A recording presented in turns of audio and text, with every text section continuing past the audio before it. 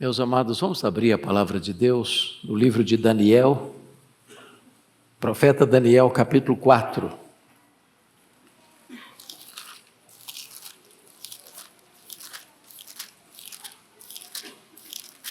Profeta Daniel, capítulo 4.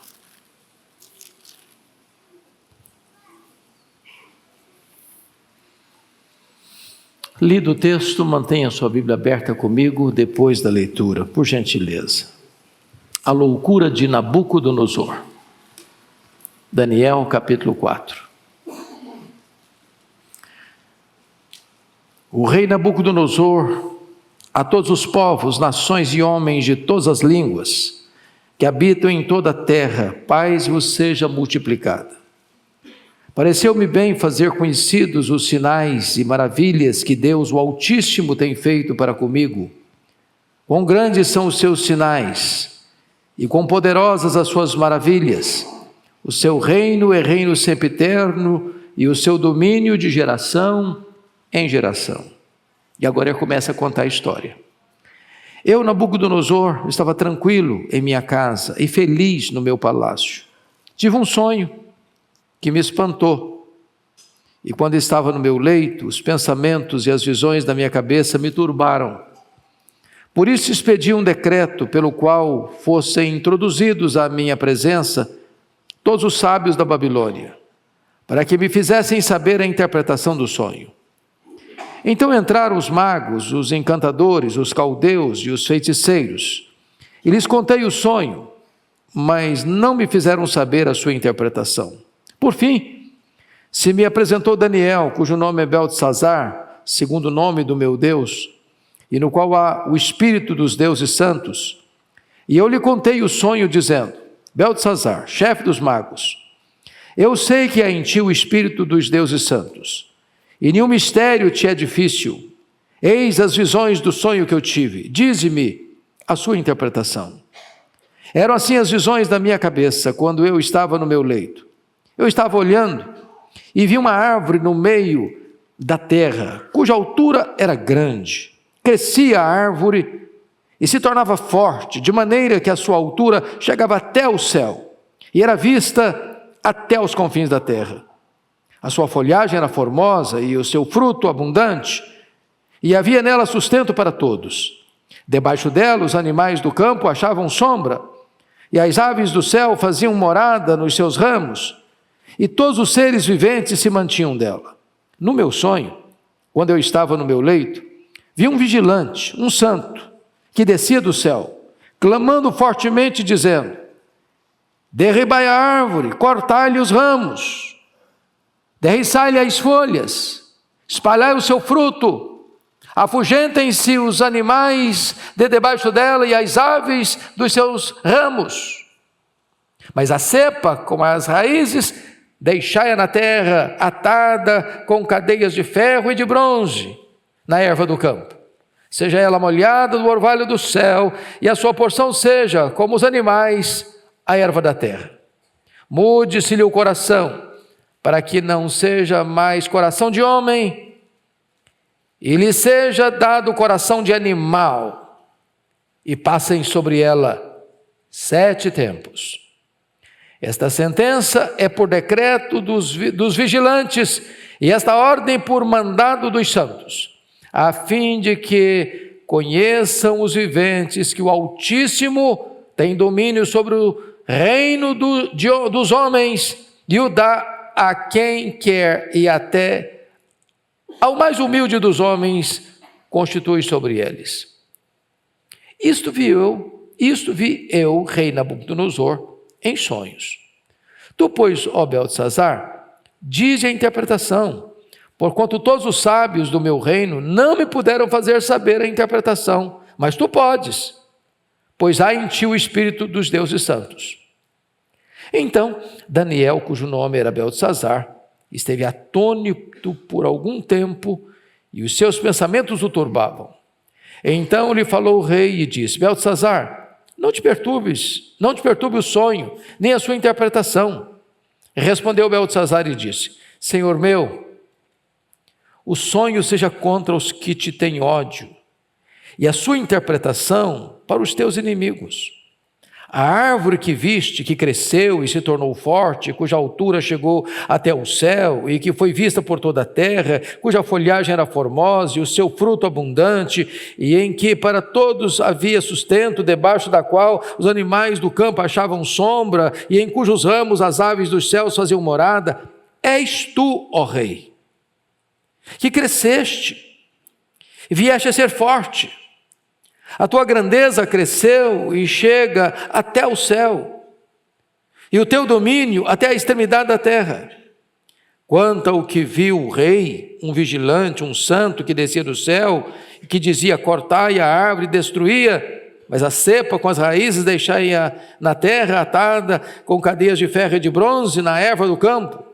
Seja ela molhada do orvalho do céu, e a sua porção seja como os animais do campo, até que passem sobre ela 7 tempos. Esta é a interpretação, ó Rei.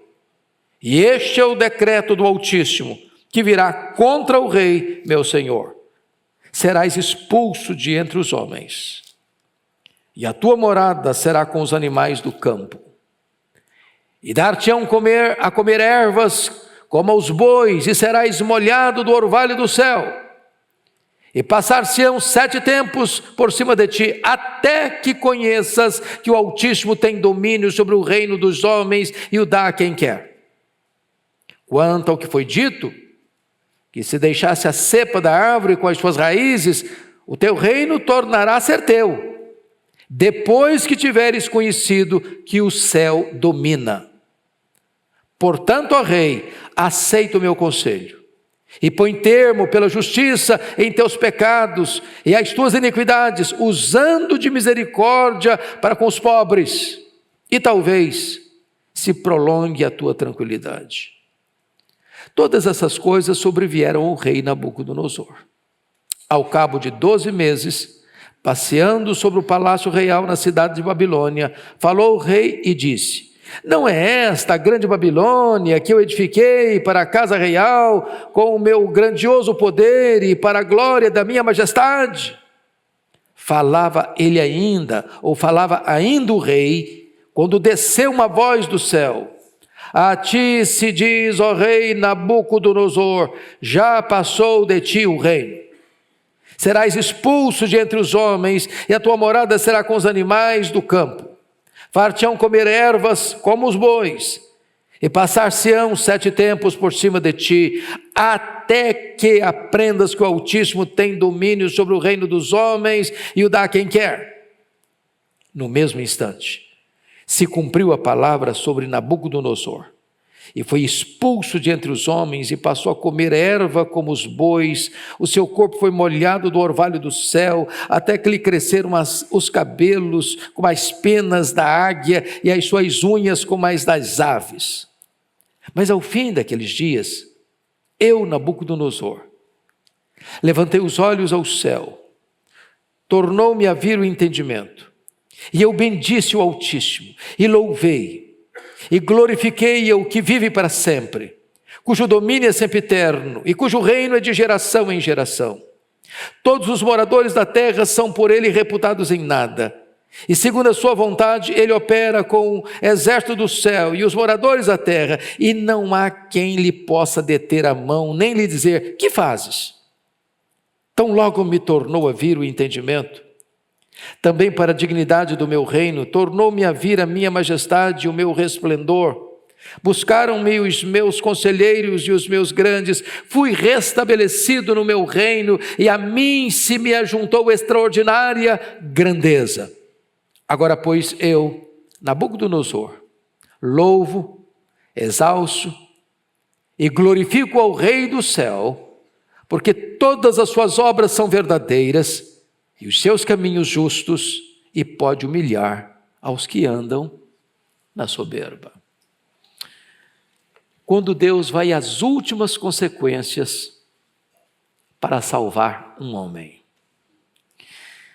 Meus amados, fica meridianamente claro nesse texto que a graça de Deus é soberana,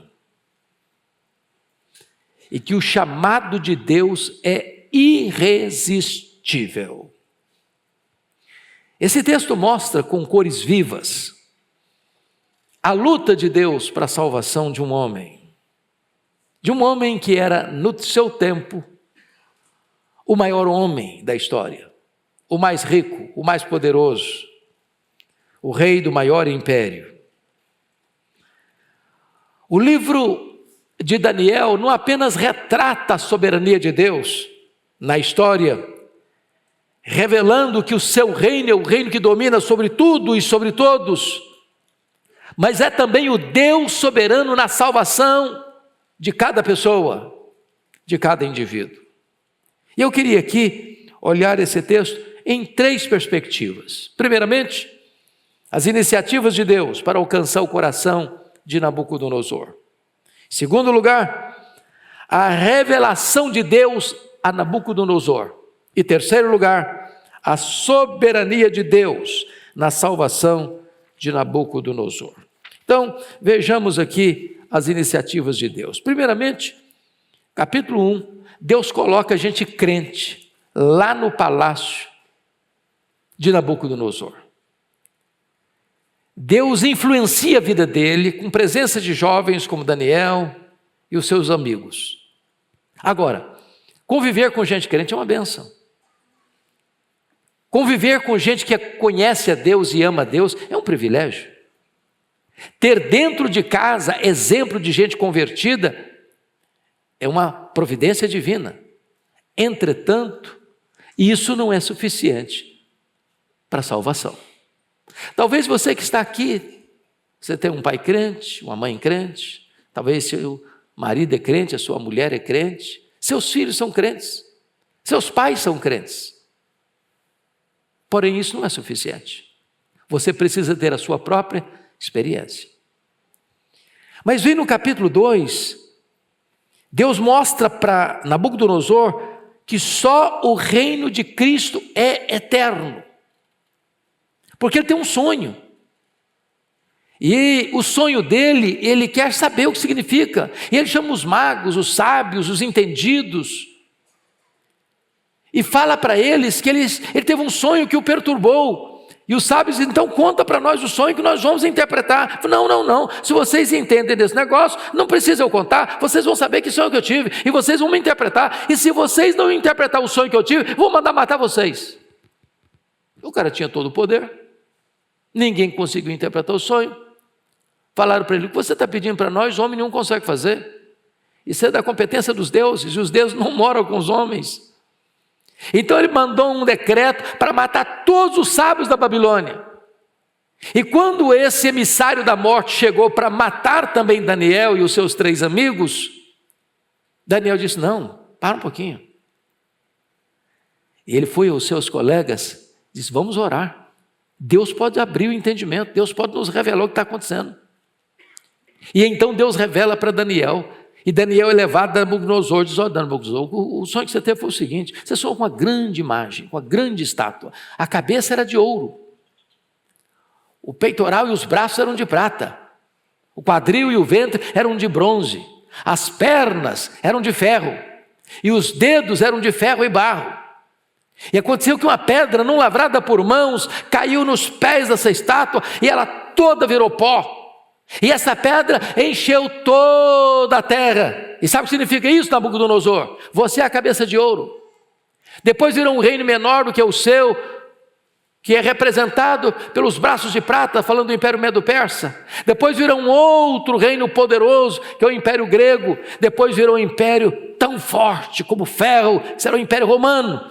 Mas uma pedra não lavrada por mãos é o reino de Cristo, que encherá toda a terra, e toda a glória será a glória do reino dele. Vai dominar o mundo inteiro. E com isso, Deus mostra para Nabucodonosor que só o reino de Cristo é eterno. Mas ele ainda não se converte. Ele vai reconhecer isso lá no capítulo 2, verso 44. Você confere aí comigo, que ele vai dizer o seguinte: mas nos dias desses reis, o Deus do céu suscitará um reino que não será jamais destruído. Este reino não passará a outro povo, esmiuçará e consumirá todos estes reinos, mas ele mesmo subsistirá para sempre. Ele tem essa revelação, mas ele nos converte. Aí vem o capítulo 3. O que eu acho curioso é que, sabendo ele que a cabeça de ouro era ele, porque o rei era maior do que o reino, ele agora constrói uma estátua toda de ouro de 60 côvados. Sabe o que significa isso? 30 metros. Isso é mais do que um prédio de 15 andares. E agora ele baixa um decreto em todo o reino, que quem não vier para adorar os seus deuses e prestar homenagem à imagem que ele levantou, vai ser lançado na fornalha de fogo. Chega um recado para o rei assim: olha, tem uns judeus aí que servem lá no seu palácio, porque os amigos de Daniel serviam no palácio, que não obedecem a tua ordem não, e que não se prostra diante da tua imagem também não. Ele ficou muito irado, chamou os moços: é verdade que vocês não se curvam diante dos meus deuses? É verdade que vocês não se prostram diante da imagem que eu levantei? E os moços disseram o seguinte: olha, rei, quanto a isso nós não precisamos te responder não. Agora fique sabendo uma coisa, nós não vamos nos prostrar não. Se o nosso Deus quiser nos livrar, Ele vai nos livrar. Se Ele não quiser nos livrar, fique sabendo, ó rei, que nós não vamos nos prostrar. Estamos prontos a morrer, não estamos prontos a pecar. E diz que o rei mandou aquecer 7 vezes mais a fornalha, e mandou jogar os moços lá na fornalha. Quem jogou os moços na fornalha, com o calor, foram sufocados e morreram. Mas Nabucodonosor olha depois: puxa vida, mas cadê esse? Os caras estão lá, estão passeando. E tem uma outra pessoa lá, tem uma quarta pessoa lá, e parece filho dos deuses. E mandou tirar de lá Isaac, os 3 amigos de Daniel, e ele chega à seguinte conclusão no capítulo 3, verso 28 e 29, você pode conferir comigo. Ele diz o seguinte: falou Nabucodonosor e diz: bendito seja o Deus de Sadraque, de Mesaque, de Abdênego, que enviou o seu anjo e livrou os seus servos que confiaram nele. E ele baixa um decreto no verso 29. Portanto, faça um decreto pelo qual todo o povo, nação, língua que disser blasfêmia contra o Deus de Isaac, Mesaque e Abdênego seja despedaçado e as suas casas sejam feitas em monturo, porque não há outro Deus que possa livrar como este Deus. Ele sabe que só Deus livra, ele sabe que só o reino de Cristo permanece para sempre. Ele tem testemunho de gente crente dentro da sua casa, mas ele não se converte. Não se converte. Aí chegamos ao capítulo 4.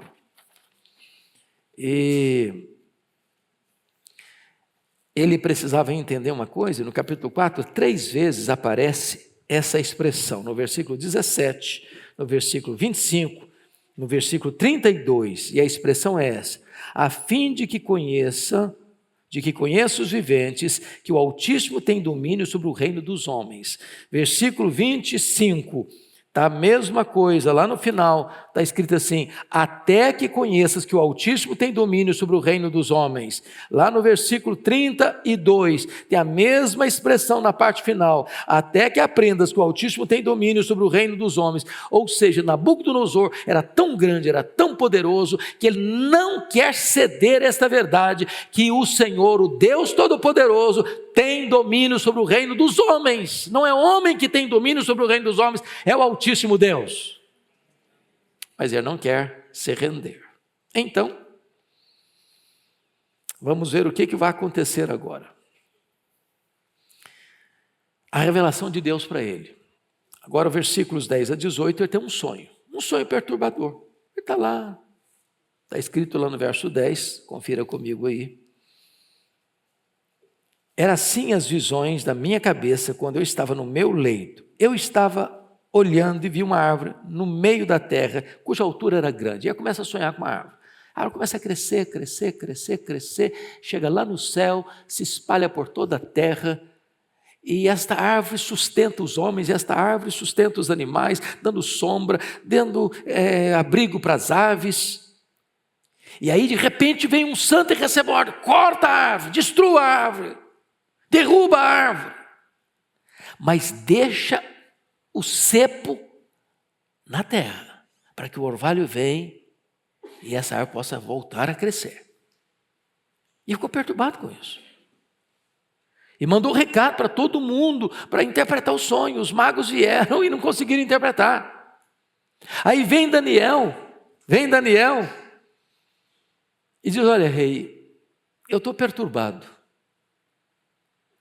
E seja esse sonho contra os teus inimigos. Porque o sonho é muito difícil. O que vai acontecer é o seguinte: você é essa árvore. Você é grande, seu reino é grande. Mas essa árvore vai ser cortada. Vai ser derrubada.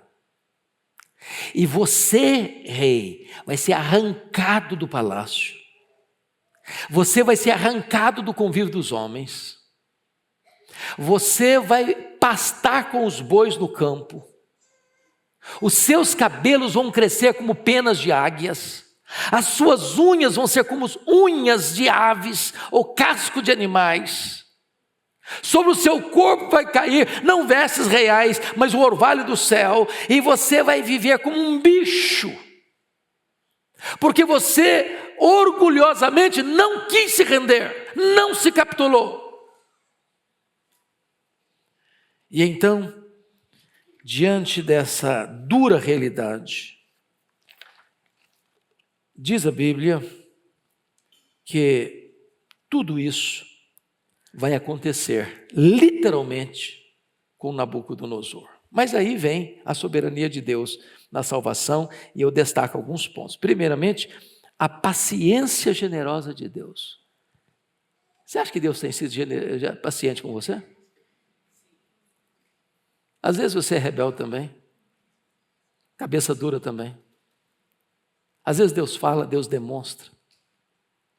Deus diz assim: precisa desenhar, precisa botar legenda, precisa entender. E você faz de conta que não entendeu. Você faz declarações da grandeza de Deus, da soberania de Deus, mas não se curva a Ele. Você é como um Jonas, que diz para quem é você? Eu sou profeta, eu sou servo de Deus, eu creio no Deus que criou o céu, que criou o mar. Mas você crê que esse Deus é soberano? Você está desobedecendo a esse Deus? E aí vamos ver o que vai acontecer? Versículo 29, confira aí comigo. Ao cabo de 12 meses, preste atenção nisso, Deus havia revelado a ele, numa visão, a visão tinha sido interpretada corretamente para ele, que Deus ia arrancar do palácio, que Deus ia fazer tornar um bicho, que ele ia ficar lá no meio dos bois, pastando, comendo erva, com pelos como penas de águia, com unhas como casco de animais. Passaram-se 12 meses e ele não mudou de vida. A Bíblia diz que o homem que muitas vezes é exortado e endurece a sua cerviz é quebrado repentinamente sem que haja cura. 12 meses se passaram. A paciência de Deus com ele. Olha aí comigo o verso 29, o que está escrito. Ao cabo de 12 meses, passeando sobre o palácio real da cidade da Babilônia. Está tranquilo.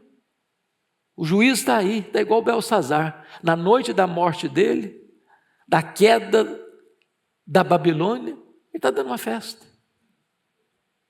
Tem gente com o pé na beira da cova, tem gente com o pé na beira do juízo, tem gente na última volta do ponteiro que não se apercebeu da urgência da necessidade da conversão. Deus já falou, Deus já avisou, Deus já exortou, Deus já desenhou, Deus já demonstrou, e o camarada não acorda.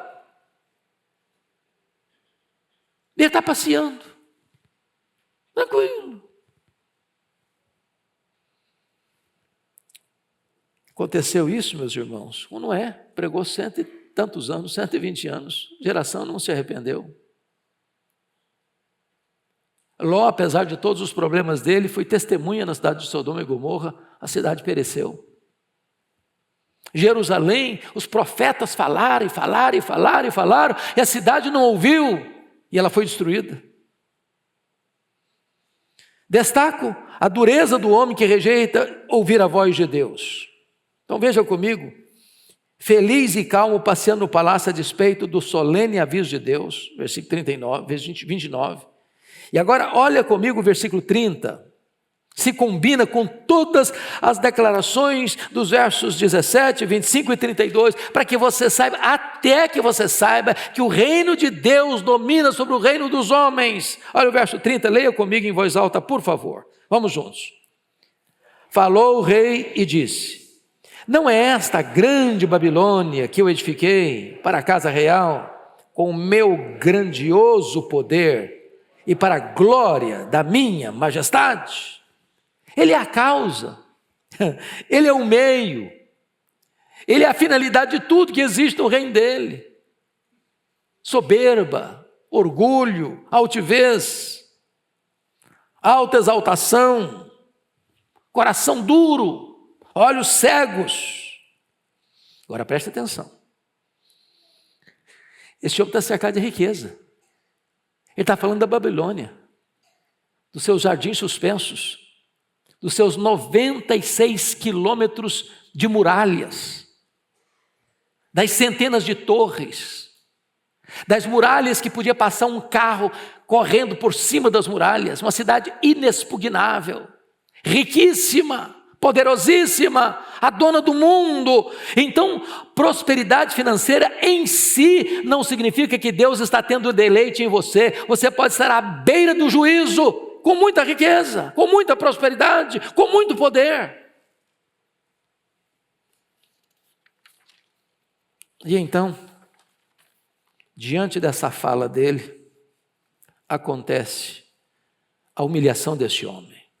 Versículo 31, está escrito: falava ele ainda, quando desceu uma voz do céu. Presta atenção, que a voz do juízo dele não vem de homens, vem direto do céu. O juízo vem de cima. A ira de Deus se revela do céu contra toda impiedade e perversão dos homens. O juízo vem do alto, o juízo vem de Deus, o juízo vem das alturas. E você começa a perceber que prosperidade e poder são duas coisas que juntas podem intoxicar a alma de um homem. E pode fechar os ouvidos desse homem à voz de Deus. E pode endurecer o coração deste homem ao chamado de Deus. E aí você percebe que a Bíblia diz que Deus resiste ao soberbo, luta contra o soberbo, declara guerra ao soberbo. E a queda dele é repentina, porque o verso 31 diz: falava ele ainda. Falava o quê? Olha a grande Babilônia que eu construí pelo meu poder, para a minha própria glória. Ele está se exaltando, ele está se colocando lá em cima. E ele falava ainda, quando chegou a queda dele repentina. E que queda foi essa? Confira comigo o verso 32 e 33. Leia em voz alta comigo, por favor. Vamos juntos? Serás expulso de entre os homens, e a tua morada será com os animais do campo. E far-te-ão comer ervas como os bois, e passar-se-ão 7 tempos por cima de ti, até que aprendas que o Altíssimo tem domínio sobre o reino dos homens e o dá a quem quer. No mesmo instante, se cumpriu a palavra sobre Nabucodonosor, e foi expulso de entre os homens, e passou a comer erva como os bois. O seu corpo foi molhado do orvalho do céu, até que lhe cresceram os cabelos como as penas da águia, e as suas unhas como as das aves. Coisa horrível. Já pensou um rei vira bicho? Eu não sei como é que isso aconteceu. Se ele tornou-se um quadrúpede, ou se continuou um bípede. Mas devia ser um bicho feio, hein? Com penas, com cascos, sem perfume francês, sem desodorante, sem vestes reais, misturado com os animais do campo. Sabe o que significa isso? Deus pode ir às últimas consequências para salvar uma pessoa. A Jacó, Deus deixou o cara aleijado. Ao Saulo de Tarso, deixou o cara cego. Ao Nabucodonosor, deixou louco, para não mandá-lo para o inferno. para não perdê-lo para sempre.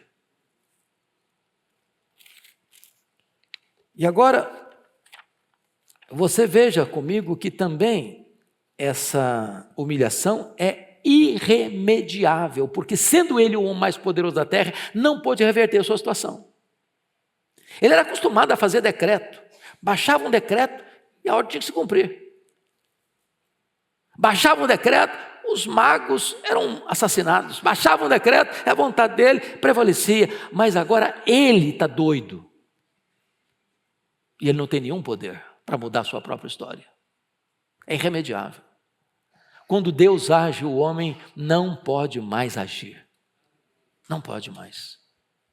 Mas mais do que isso, meus irmãos, essa humilhação dele foi proposital, porque ela é cheia de esperança. Veja comigo o verso 26, olha aí. Quanto ao que foi dito, que se deixasse a cepa da árvore com as suas raízes, o teu reino tornará a ser teu. Olha que coisa maravilhosa. Deus está dizendo, camarada, eu vou te quebrar. Eu vou deixar você doido.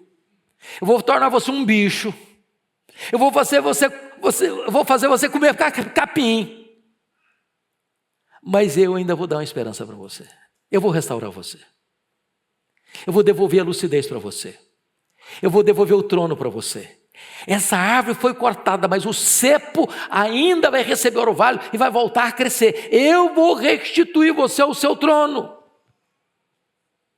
Olha comigo, a mesma verdade no verso 32. Serás expulso de entre os homens, e a tua morada será com os animais do campo, far-te-ão comer ervas como os bois, e passar-se-ão 7 tempos por cima de ti. Ou seja, ao passar esse tempo, chegará o tempo da restauração. Agora preste atenção aqui na aplicação. Não espere você ser quebrado por Deus para se render, não. Não espere ficar aleijado para se converter, não. Não espere ser derrubado e ficar cego para se converter, não.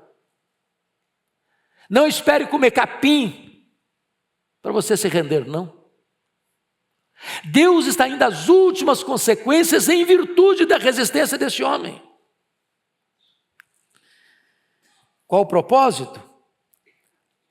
É o arrependimento. Olha o verso 27 comigo, leia o 27 comigo, olha o conselho que Daniel dá para ele, que poderia ser revertido sem passar por essas experiências dolorosas. Leia em voz alta o 27 comigo, vamos juntos?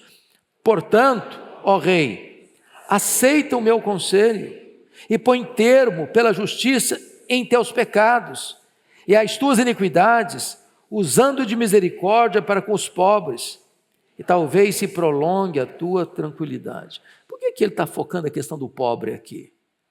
É porque ele achava que ele era o dono do mundo. Essa é a grande Babilônia que eu construí pelo meu poder, para a minha glória. Tudo é para ele, tudo é dele, tudo pertence a ele. Para ele os louros, para ele os luxos, para ele a fartura, para o povo o sofrimento, a escassez, a pobreza, a miséria. O que o profeta Daniel está dizendo é o seguinte: arrependa-se, muda a tua vida, muda a tua conduta, muda a tua prática. Se você se arrepender, ainda dá tempo, ainda dá chance de você ser poupado. É exortação para esse homem mudar, se arrepender, ser convertido ao Senhor. O que é maravilhoso, irmãos, é a soberania de Deus na salvação. Porque para Belsazar não teve esse tempo, não. O juízo chegou para Belsazar peremptório. A mão na parede, mene, mene, tekel, farsim. Chegou aquela noite, ele morreu, o reino caiu. A mesma coisa aconteceu com Herodes Agripa I, matou Tiago, mandou prender Pedro. E quando diz a Bíblia que lá o povo veio e começou a exaltá-lo, a glorificá-lo, parece um Deus, voz de um Deus, ele não deu glória a Deus, foi comido de vermes, comido de bicho, ferido por um anjo de Deus. Eu não sei se a realidade de cada um é a realidade do Nabucodonosor, ou de Herodes, ou de Belsazar. Deus hoje está dizendo para você: arrependa-se, arrependa-se, arrependa-se, porque eu já falei, eu já avisei, eu já exortei, eu já desenhei para você, eu já demonstrei tudo para você. Até quando você vai resistir? Até quando você vai recalcitrar? Até quando o seu coração vai estar endurecido?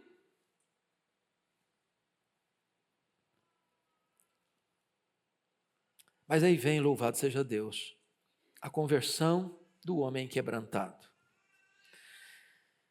Eu queria que você lesse comigo, por favor, a partir do verso 34 até o 37, com voz bem clara, bem nítida, por gentileza. Vamos juntos?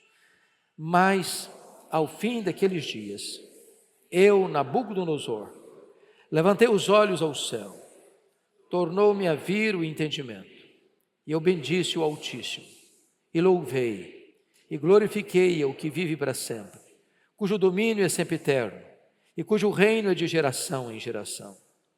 Todos os moradores da terra são por ele reputados em nada, e segundo a sua vontade, ele opera com o exército do céu e os moradores da terra. Não há quem lhe possa deter a mão, nem lhe dizer: que fazes?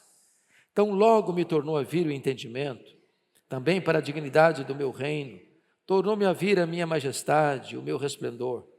Buscaram-me os meus conselheiros e os meus grandes, fui restabelecido no meu reino, e a mim se me juntou extraordinária grandeza.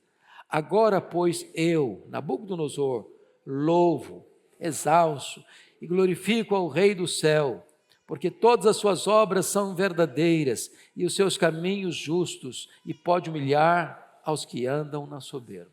Sabe o que é conversão? Via de regra, é quando muda o núcleo principal da vida do ser humano. Como é que você sabe que um camarada avarento se converteu? É a história do Zaqueu. Resolvo dar, resolvo restituir. Como é que você sabe que um camarada devasso se converteu? É a história do Agostinho de Hipona, que era um homem devasso, e depois da sua conversão, uma das suas amantes o encontra pela rua e sai gritando: Agostinho, Agostinho, Agostinho. Ele não dá atenção, continuou caminhando, Agostinho, Agostinho, Agostinho, sou eu.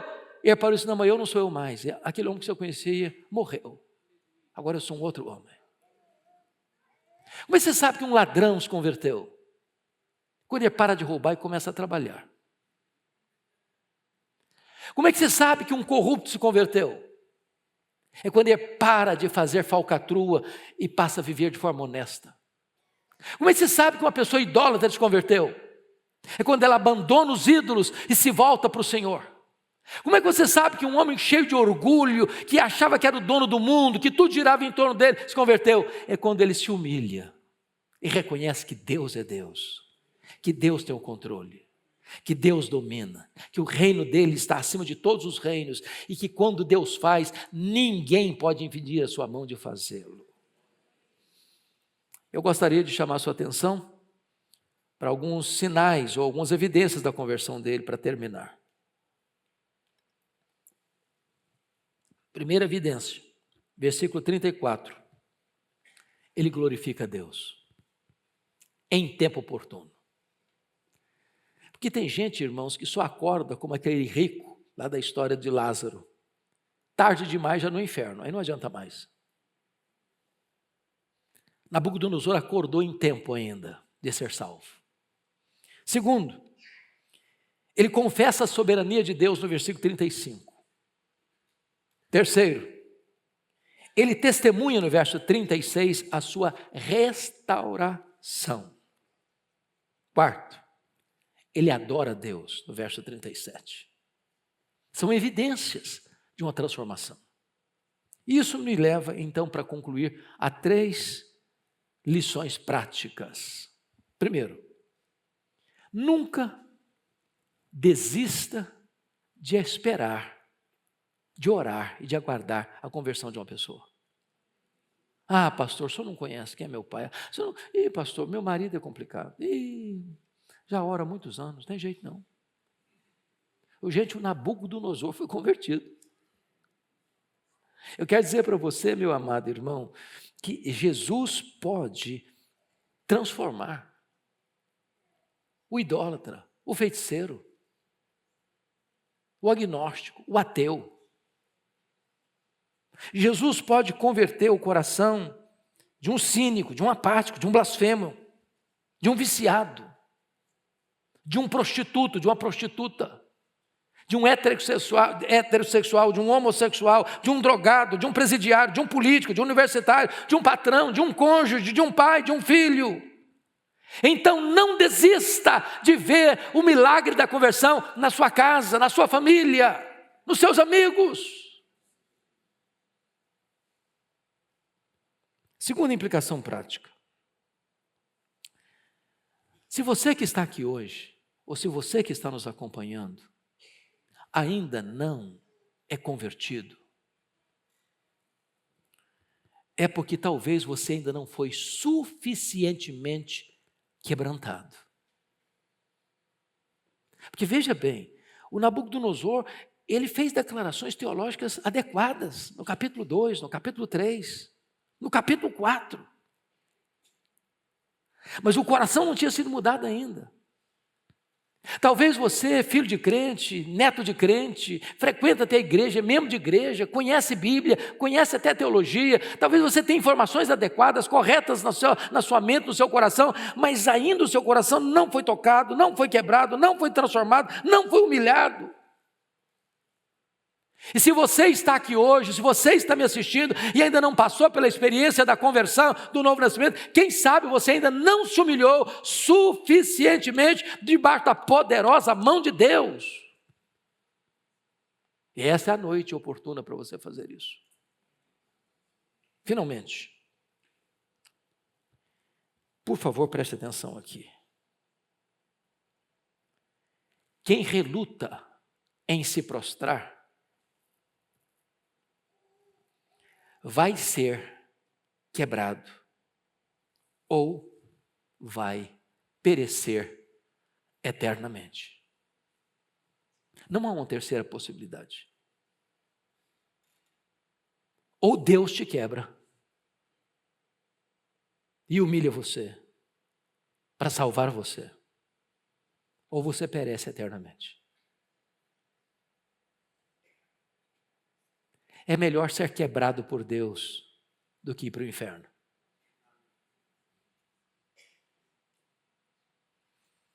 Deus, por sua bondade, salvou Nabucodonosor, para que ele não perecesse eternamente. Hoje, eu preciso alertar você. Se Deus tornar você louco sem lhe restaurar, você não clamará por misericórdia.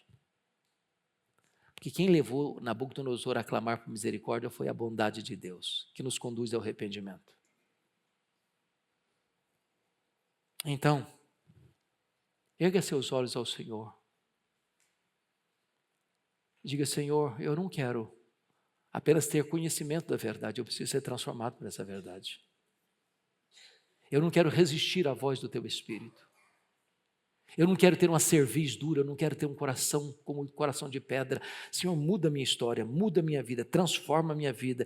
Eu não quero perecer eternamente, eu preciso ser alcançado por Tua bondade, por Tua graça, por Tua misericórdia. Eu hoje quero me render e me render por completo ao Senhor, porque hoje quero beber da fonte da salvação. Feche os seus olhos por um instante. Curva a sua fronte. Medite na sua própria alma, no destino dela. Eu não sei quantas oportunidades Deus tem lhe dado, eu não sei quantas vezes Deus tem lhe falado, eu não sei quantas situações Deus tem colocado diante dos seus olhos. Deus tem desenhado, Deus tem demonstrado. Talvez você é um religioso, talvez você é um frequentador de igreja, talvez você é filho de crente, tem tradição de crente na família, mas nada disso é suficiente. É preciso que você tenha a sua própria experiência. Nabucodonosor foi um homem que resistiu, e resistiu, e resistiu tantas vezes, porque a graça soberana, Deus resolveu torná-lo louco por um tempo, para que ele se humilhasse e fosse salvo. Hoje o Senhor está dando a você mais uma oportunidade. Se voltar para Ele enquanto é tempo, antes que seja tarde demais. A Bíblia diz que Deus é rico em perdoar e tem prazer na misericórdia. A Bíblia diz que Deus não rejeita um coração quebrantado.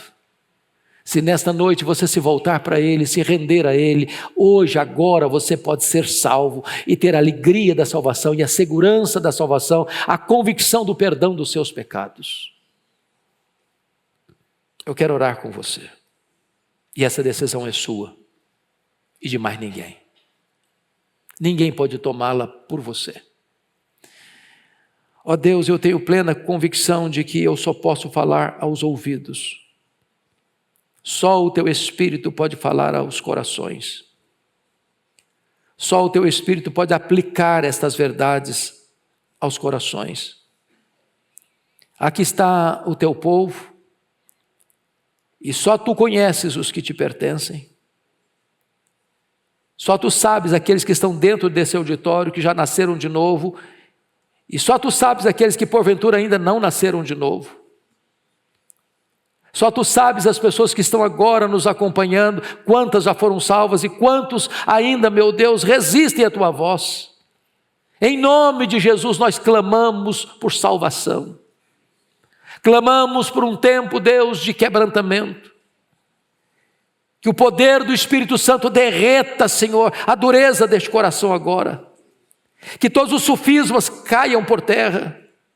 Que todas as fortalezas que nós tentamos construir na nossa mente para nos permanecermos de pé, em vez de nos prostrarmos aos pés do Senhor, caiam por terra nesta noite. E que os corações se rendam, que os joelhos se dobrem, que haja uma manifestação poderosa da Tua presença, do poder do Evangelho de Cristo, da operação gloriosa e bendita e transformadora do Espírito Santo, para que haja salvação nesta casa e glória ao Teu nome nas alturas. Te rendemos graças, Senhor, porque Tu és o Deus da salvação. Te rendemos graças porque há situações em que Tu não desistes de nós. Estás disposto a ir às últimas consequências para nos alcançar. E nós nos rendemos a Ti nesta noite. Em nome de Jesus. Aleluia. Amém.